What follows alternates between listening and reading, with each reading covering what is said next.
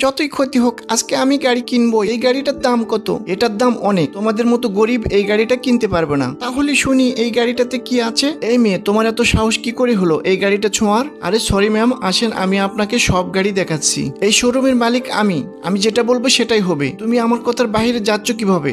আমি এই গাড়িটা কিনতে চাই। স্যার আসেন, ওইখানে চলেন, ওইখানে বসে কথা বলি। আমার এই গাড়িটা লোনে লাগবে। স্যার আপনার ক্রেডিট কার্ডে ব্যালেন্স অনেক কম, 10 কোটি টাকার গাড়ি আমি লোনে দিতে পারবো না। আমার কাছে 10 কোটি টাকা নাই। তুমি যদি গাড়ি দাও তাহলে দাও। তোমার মালিক তো আমাকে গাড়ি দেখাতে নিষেধ করেছে, তাও তুমি দেখাচ্ছ।